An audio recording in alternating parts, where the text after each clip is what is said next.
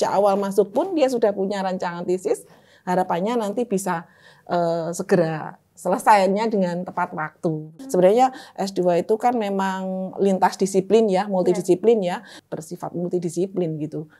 Sehingga ya dari disiplin mana saja sebenarnya bisa masuk.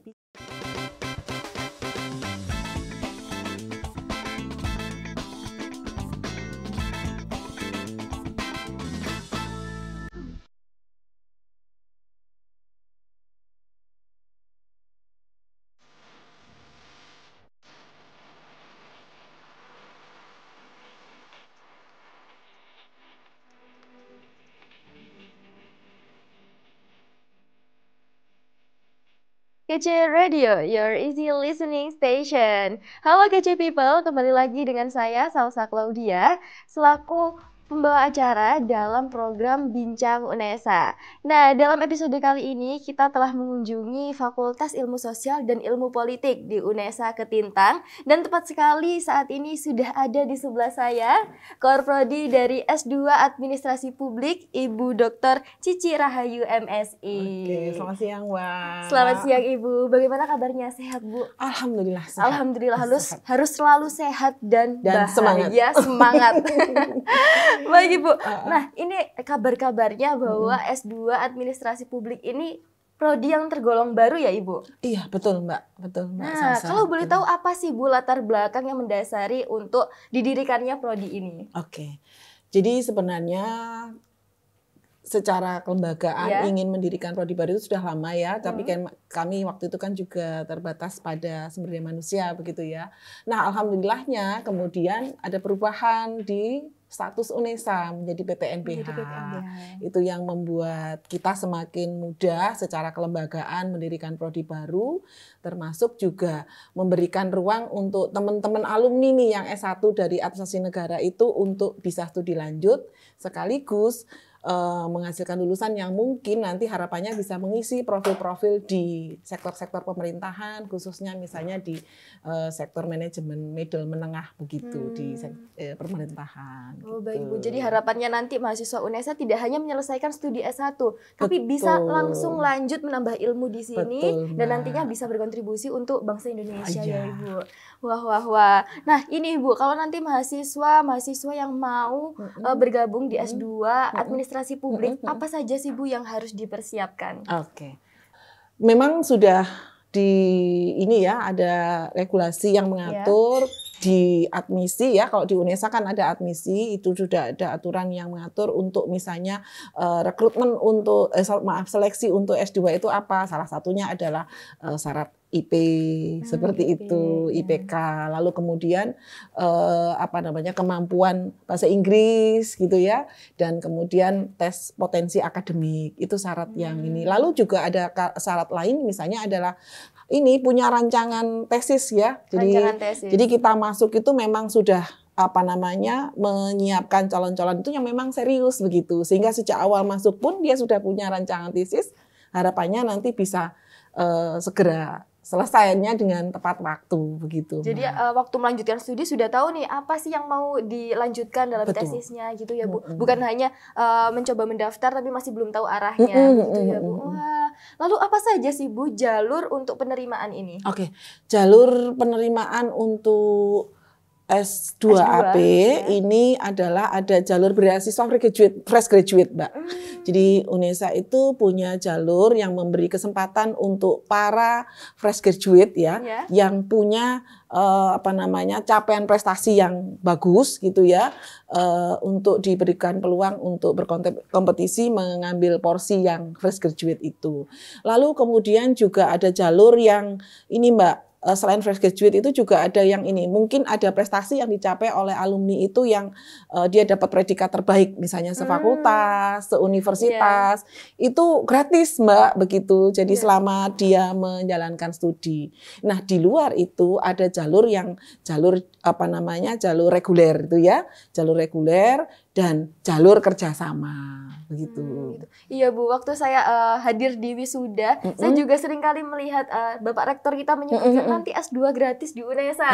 Betul. Berarti ini ya Bu, salah satu jalur penerimaan yang bisa disalurkan untuk masuk ke S2 S2 yang ada di UNESA ya Bu. Wah. Dan alhamdulillahnya AP juga menjadi salah satu yang dapat itu. Jadi salah satu mahasiswa AP itu dapat peringkat terbaik 10 wisudawan terbaik. Jadi dapat dapat beasiswa tersebut. Porsi tersebut gitu. Nah ini Ibu, untuk masuk ke prodi ini apakah harus khusus dari mahasiswa administrasi publik ataukah boleh lintas jurusan? Oh enggak, jadi multidisiplin Mbak. Multidisiplin. Sebenarnya S2 itu kan memang lintas disiplin ya, multidisiplin ya. Di dalam kalau kita ingat, kalau kita baca di KKN-nya juga memang di S2 itu adalah bersifat multidisiplin gitu. Sehingga ya dari disiplin mana saja sebenarnya bisa masuk. Bisa gitu. Tidak masalah, bukan tidak halangan. Masalah, begitu tidak masalah. Kan untuk yang misalnya prodi yang misalnya background-nya sama sekali agak berbeda begitu ya, nggak ada matrikulasi Mbak. Gitu. Matrikulasi itu adalah satu paket kegiatan yang secara standar itu secara standar itu nanti memudahkan teman-teman yang berbeda background banget itu untuk masuk ke semester satunya lebih smooth begitu. Untuk masa transisi, transisinya betul. Itu ya Bu. Nah tadi kan juga sudah disebutkan untuk kita ada jalur masuk untuk wisudawan terbaik UNESA begitu ya Bu. Nah apakah menerima dari mahasiswa S1 lulusan dari kampus lain? Ya jelas kan ya, terbuka. Ya? Terbuka untuk siapapun yang mau melanjutkan S2 AP bisa langsung ke sini. Betul. Zaman gini kan semuanya sudah open. Di UNESA juga sistem pendaftaran yang dikoordinasi di admisi itu kan memang terbuka Mbak, siapapun gitu ya, bukan hanya yang di dalam negeri katakan di luar negeri pun bisa. Begitu. Siap, berarti semuanya bisa langsung diakses di websitenya kita ya Bu? Iya, betul. Siap, nanti akan kita infokan websitenya di akhir bincang UNESA ini. Nah untuk kuotanya berapa sih Bu? Oke, kalau kuota kan di S2 ini memang kotanya 20 Mbak, begitu. 20 untuk satu angkatan. Satu angkatan 20 orang. Lantas masa studinya Ibu berapa lama? Kalau masa studi di S2 AP itu 3 tahun. 3 semester. 3 semester. 3 semester. Jadi 3 semester itu ditempuh dalam sebanyak 54 SKS. Itu sesuai dengan Permendikbud Ristek yang terbaru nomor 53 tahun 2023 kan memang studi di S2 itu bisa ditempuh selama minimal 3 semester sampai 4 semester dengan minimal SKS 54 sampai 72. Begitu. Berarti memang ini sudah disesuaikan dengan pembaruan-pembaruan yang ada ya Bu? Betul. Jadi regulasi terbaru itu kita ikuti gitu. Bagaimana sih Bu metode perkuliahan yang ada di prodi ini Bu? Oke, kalau metode perkuliahan itu luring dan daring Mbak. Jadi, ada luring dan daring. Betul, hybrid begitu ya. Gitu. Dan untuk daringnya pun bukan daring yang kita langsung bikin Google gitu enggak. Jadi sudah tersistem di dalam sistem yang sudah dibangun oleh teman-teman dari Direktorat TPTP ya, itu di Sidia. Secara daring pun itu sudah tersusun semuanya rapi. Betul, tersimpan di sana, misalnya recordingnya segala macam gitu. Maksudnya supaya teman-teman mahasiswa pun bisa berulang-ulang untuk misalnya mendengarkan kembali materi dari Bapak Ibu dosen. Oh baik, gitu. Jadi mungkin yang ada sambil kerja atau apa, jadinya itu bisa lebih mantap lagi materinya ya Bu. Mungkin betul. di sela-sela aktivitasnya mau memantapkan lagi nih materi ini, bisa kita putar ulang lagi ya Bu materinya. Betul sekali. Wah, lantas Ibu itu modelnya sendiri apakah case study ataukah mungkin problem based learning atau apa Ibu? Oh memang dua-duanya itu kita gunakan ya. Oh, ada mata kuliah yang memang itu harus didesain by case ya dari teman-teman mahasiswa itu, apalagi di level S2 ya Mbak ya. Contoh-contoh kasus itu memang harus dibangun dari mata kuliah yang ada di sana. Nah ada juga yang project ya, didesain by project ya. Misalnya teman-teman bikin project untuk penelitian ya. Lalu kemudian teman-teman nanti juga buat project misalnya di mata kuliah ya, analisis data sektor publik. Nah, itu bikin project kaitannya dengan gimana sih mengembangkan sektor publik itu tetapi dengan basis data. Ada mata kuliah juga transformasi digital. Nah, itu mata kuliah yang disusun juga dengan bagaimana perkembangan digital itu kemudian diadaptasi untuk memberikan bentuk proses layanan yang jauh lebih baik dengan digitalisasi itu. Jadi itu sistem atau metode pembelajarannya sendiri ini disesuaikan dengan kebutuhan setiap mata kuliah ya Bu? Betul, iya. Baik-baik. Nah ini mungkin juga akan menjadi banyak pertanyaan. Di manakah lokasinya Ibu? Oke. Lokasinya teman-teman GC People itu ada di Fakultas Ilmu Sosial dan Ilmu Politik. Oh di sini di gedung ini. Di UNESA Surabaya ya, Universitas Negeri Surabaya. Tepatnya di Ketintang. Betul, Ketintang. di Ketintang, di kampus Ketintang. Ya. Baik. Wah, ya. Baik, untuk penerapan MBKM-nya sendiri bagaimana Ibu? Oke, MBKM itu kan kita memang ini ya, kita harus sadari bahwa itu menjadi regulasi pemerintah ya, dan di semua perguruan tinggi kan harus juga mengimplementasikan tersebut. Pun demikian dengan S2, meskipun dalam kegiatan dalam prodi S2 itu tidak menjadi sebuah keharusan gitu ya, tapi UNESA kan berkomitmen untuk menjalankan itu. Maka ada mata kuliah yang memang berikan teman-teman mahasiswa itu untuk bisa beraktivitas di luar kampus ya, di luar prodi itu dengan skema intensif. Gitu teman-teman. Nah Ibu tadi ngobrol-ngobrol tentang mata kuliah. Apa mata kuliah unggulan di prodi ini Bu? Oke, mata kuliah unggulan di sini itu salah satu misalnya inovasi kebijakan dan sektor publik. Lalu kemudian ada transformasi digital, ada analisis data sektor publik. Itu mata kuliah yang ke depan itu menjadi salah satu mata kuliah yang bisa membuat teman-teman mahasiswa itu lepas dari prodi ini tuh bisa berkarya begitu. Wah, sangat terfasilitasi ya Bu. Intinya kita akan selalu update ya dengan kebijakan pemerintah, lalu program-program peraturan terbaru semuanya selalu diperbarui ya Bu di sini. Wah, baik-baik. Lantas siapa saja mitra lembaga sebagai bagian dari kegiatan perkuliahan di prodi ini, Bu? Oke. Nah, mitra ini kita juga di dalam negeri, Mbak, juga di luar negeri. Ya, saya cerita yang luar negeri dulu ya. Ini bermitra dengan Universitas Kebangsaan Malaysia, ya, Universitas Sultan Idris, ya. Jadi Bapak Ibu dosen bahkan mungkin para pimpinan yang ada di Universitas Kebangsaan Malaysia itu, misalnya contoh nih ya, memberikan kuliah tamu, memberikan coaching klinik untuk penulisan artikel agar teman-teman mahasiswa itu bisa lulus dengan tepat waktu, karena kan di S2 harus ada kewajiban publikasi. Nah, didorong dengan kegiatan itu. Di dalam negeri kita bekerja sama dengan Bappenas, kita punya mahasiswa yang dari Bappenas gitu ya. Yang itu harapannya adalah bisa mendorong lebih banyak lagi teman-teman dari Bappenas itu untuk studi di sini. Dari Kemendesa ya itu kita sudah bermitra ya. Misalnya meminta teman-teman dosen itu menjadi narasumber untuk kegiatan-kegiatan yang ada di BPSDM, termasuk kajian-kajian di dalam Kemendesa gitu ya, di Kemendesa. Baik. Baik Ibu, lantas apa sih Ibu yang diharapkan dengan adanya prodi ini akan menghasilkan mahasiswa yang seperti apa Ibu? Oke, harapannya adalah menghasilkan, kita punya 4 profil ya Mbak ya. 4 profil itu adalah satu analis kebijakan ya, itu memang satu fungsional ya, satu posisi fungsional yang hampir ada di semua lembaga pemerintahan, bukan hampir ada, memang ada ya, karena kan semua instansi pemerintah itu posisi profilnya itu memang fungsional ya. Salah satunya adalah didorong untuk fungsional, lebih banyak fungsional. Salah satunya adalah analisis kebijakan. Lalu juga ada profil yang kaitannya dengan manajemen publik tadi, tapi di sektor middle ya Mbak ya. Terus juga entrepreneur policy atau penggerak kebijakan itu. Terus juga ada peneliti. Profil ini dibangun bukan tanpa kita pingin gitu, enggak. Tapi kita juga menjalin kerjasama dengan asosiasi.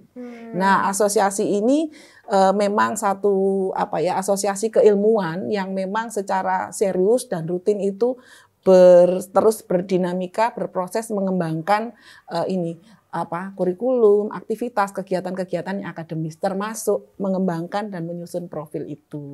Gitu. Sudah lengkap dalam profil yang ada di prodi ini. Betul. Ya Bu. Wah. Nah ini tadi kita ada mitra dari kampus baik internasional maupun nasional. Lantas apa sih Bu fasilitas yang disediakan oleh prodi ini untuk mahasiswa? Oke, alhamdulillah ya. UNESA sekarang sudah sangat berbeda ya. UNESA memberikan pelayanan yang luar biasa ya Mbak ya. Gedung kita semuanya ber-AC. Iya. Gedung kita semuanya ber-AC. Gedung kita juga setiap kelas itu sudah ada LCD gitu ya, sehingga ini bahkan kita sudah punya smart room class Mbak. Smart room class. Yang itu memudahkan Bapak Ibu dosen. Kadang-kadang harus berbagi aktivitas kegiatan ya, tapi tetap bisa menjalankan tugasnya itu dengan smart room class itu. Gedung kita juga bertingkat, terus kemudian juga ramah disabel Mbak, oh gitu iya, ya. Betul sekali ya. Gitu, ramah disabel. Jadi semua sisi ini meskipun masih terus dibangun ya, dalam rangka untuk memberikan pelayanan yang lebih fair lah ke semua ini ya golongan gitu. Iya, Ibu saya juga melihat sendiri ini tadi sebelum berangkat ke ruangan ini masih ada pembangunan di sana dan di sini yang mana terus memperbaiki fasilitas yang ada di kampus kita ini ya Bu. Wah, nanti mahasiswa pun yang gabung semakin tahunnya akan semakin merasakan nyamannya fasilitas di sini.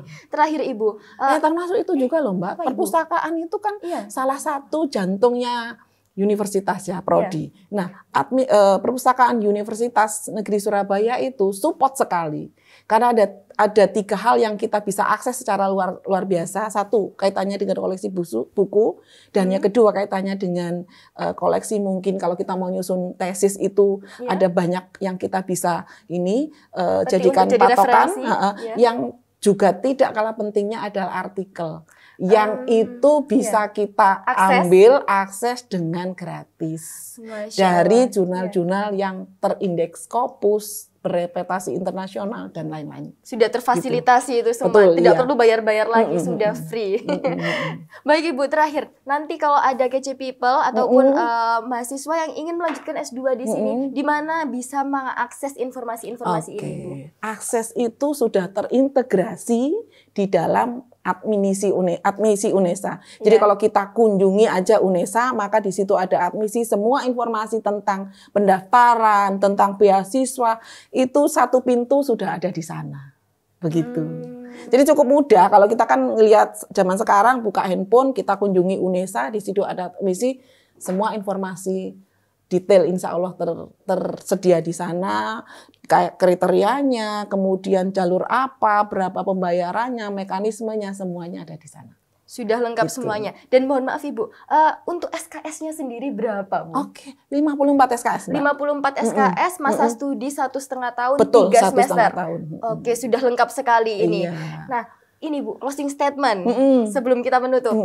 Bagaimana Ibu? Hai, teman-teman kece people gitu ya, mari mungkin prodi ini memang menggerakkan ya teman-teman di luar sana yang punya keinginan dan punya komitmen untuk berkontribusi lebih kepada bangsa kita, maka prodi ini mungkin menjadi salah satu pilihan teman-teman gitu ya. Dengan 4 profil yang kami coba hadirkan itu berharap bisa membantu negara ini untuk mengisi formasi-formasi yang ada. Betul, formasi-formasi yang ada di dalam ini. Baik Ibu, apakah ada jargon dari prodi ini Bu? Jargonnya sama dengan UNESA ya. Jadi prodi ini juga satu langkah di depan. Baik, gitu. UNESA, mari kita bersama-sama ya Bu ya. UNESA, satu langkah di depan. Sekali lagi Bu, UNESA, satu langkah di depan. Wow. Baik, terima kasih banyak Ibu sama-sama, telah bersedia untuk kita berbincang-bincang pada hari ini. Dan terima kasih juga kece people yang sudah menonton. Dan untuk kalian semua yang ingin melanjutkan S2, jangan ragu-ragu, langsung saja S2 di Administrasi Publik UNESA. Siap, dengan senang hati. Sudah siap disambut ya oleh Ibu ya. Baik, saya Salsa Claudia. Kami pamit undur diri dan sampai jumpa.